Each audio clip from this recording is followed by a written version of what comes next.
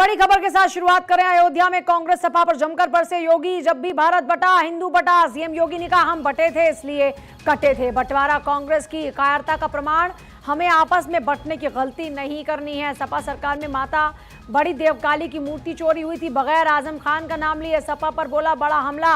आजम खान को गृहमंत्री बनाने वाली घोषणा पर तंज कसा।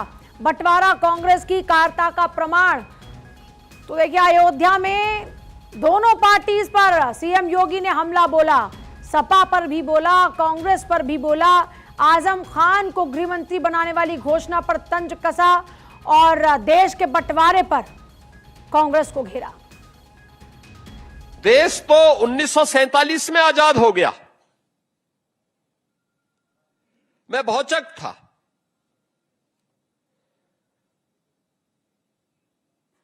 कि 1947 में देश आजाद हो गया।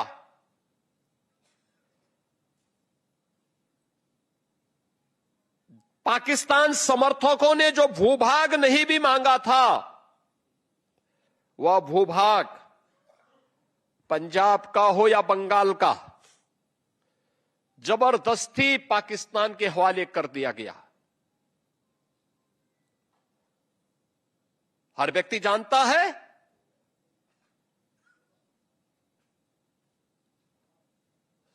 सिंध हिंदू बाहुल्य था, सिंधी बाहुल्य था। जबरदस्ती वो अभी पाकिस्तान के हवाले कर दिया गया। पंजाब पंजाबी बाहुल्य था, जबरदस्ती उनके हवाले कर दिया गया। बंगाल बंगाली बाहुल्य था। आज भी आप जाएंगे बांग्लादेश बॉर्डर पर जाकर के देखिए उस त्रासदी को। सारे हिंदू गांव लेकिन जबरदस्ती बांग्लादेश को दे दिए गए। इस शर्मनाक कृत्य किसी और ने नहीं किया। यह शर्मनाक कृत्य क्या था? सत्ता के प्रति अति आतुर उस कांग्रेस ने, जिस पर इस देश ने आंखें बंद करके विश्वास किया था।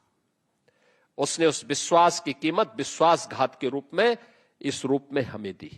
मोहम्मदाबाद के नवाब की पूरी प्रॉपर्टी को बचाने के लिए कांग्रेसियों ने एड़ी चोटी लगा ली।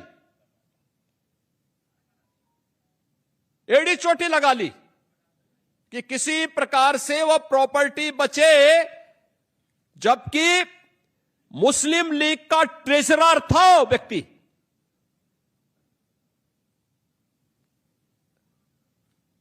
देश की आजादी के खिलाफ और भारत के विभाजन के लिए जिम्मेदार व्यक्ति के नाम पर विश्वविद्यालय बनाने वाले व्यक्ति को समाजवादी पार्टी आज पैरोकार बनती है कि हम आएंगे तो उसको गृह मंत्री बनाएंगे।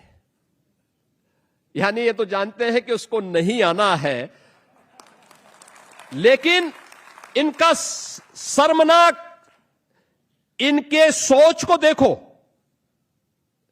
यानी ये फिर दंगा करवाना चाहते हैं। बेटी के लिए इनका किस प्रकार का व्यवहार रहता है, कैसे मुजफ्फरनगर और सहारनपुर के दंगाइयों को लाकर के तत्कालीन सीएम के आवास में लाकर के उन्हें सम्मानित किया जाता है, और ऐसे व्यक्ति के समर्थन में लोग इस प्रकार की दलीलें देते हैं। बहनों और भाइयों, ये सभी घटनाएं केवल हंसने के लिए नहीं, मनोरंजन के लिए नहीं, हम सब के लिए एक सबक भी होती हैं। वर्तमान पीढ़ी को और आने वाले भविष्य को समझाने का भी एक माध्यम होती है। सही तरीके से उन तक ये बात पहुंचाने का तरीका भी हमें भी अपनाना पड़ेगा। अगर हमारा दुश्मन और हमारा देश का विरोधी उस प्लेटफॉर्म का दुरुपयोग करके भारत के खिलाफ अव्यवस्था और अराजकता पैदा करने का प्रयास कर रहा है, तो क्या हमारी कोई जिम्मेदारी नहीं बनती है? एक नागरिक के रूप में हम भी अपने दायित्वों का निर्वहन कर सके।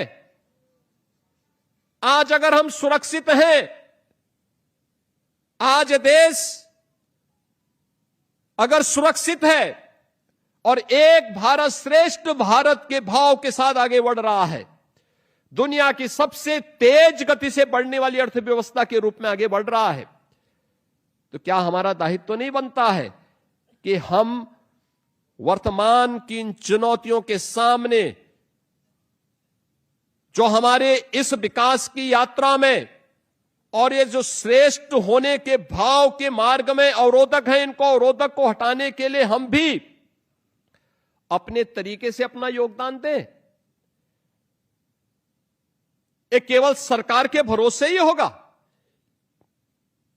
एक नागरिक के रूप में हमारा कर्तव्य क्या बनता है, और उस नागरिक के रूप में अपने कर्तव्यों का निर्वहन करते हुए हम सभी को अपने दायित्वों के निर्वहन के लिए सदैव सजग होना होगा।